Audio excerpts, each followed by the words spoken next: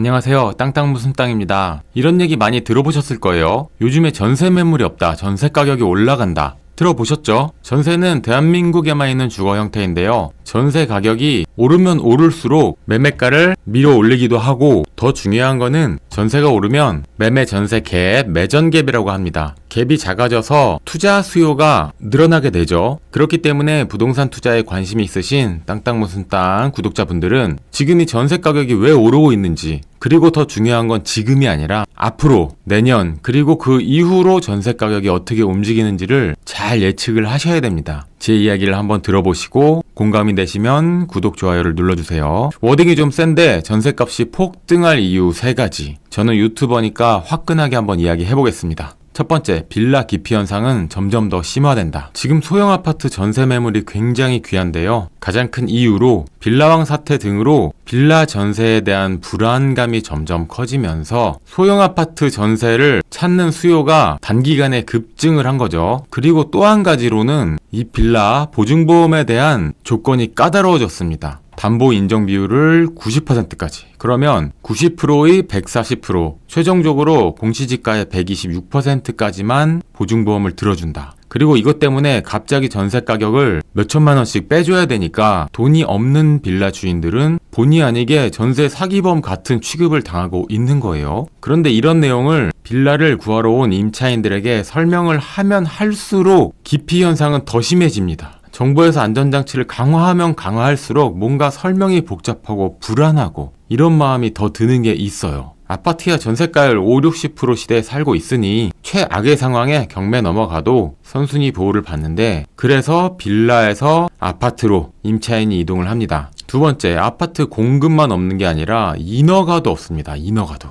허가를 해줘야 착공, 삽을 뜨는 거죠. 공사를 시작하고 분양을 하고 입주를 해서 전세 매물이 나오고 뭐 이런 건데, 정확히 말하면 인허가가 없는 게 아니라 인허가 신청 자체를 건설사나 시행사에서 하질 않고 있어요. 자재값이 단기간에 30% 폭등, 인건비 폭등 등등등등등등. 이게 되게 심각한 게 인허가는 작년 대비 40%라고 하고 착공은 50% 줄어들었다고 합니다. 정말 심각한 거예요. 데이터 수치를 한번 볼까요? 아실 사이트고요. 서울 같은 경우에 24, 25, 26까지 가면은 입주 물량이 미친 듯이 줄어듭니다. 제가 부동산 공부를 시작한 이후로 거의 역대급인 것 같아요. 아니다, 서울만 그런 거지 경기도는 입주 물량이 많아서 괜찮다, 그렇게 생각하실 수도 있어서 짜잔, 요거는 경기도 입주 물량이고요. 후룸라이드를 타고 입주 물량이 내려옵니다. 없어요.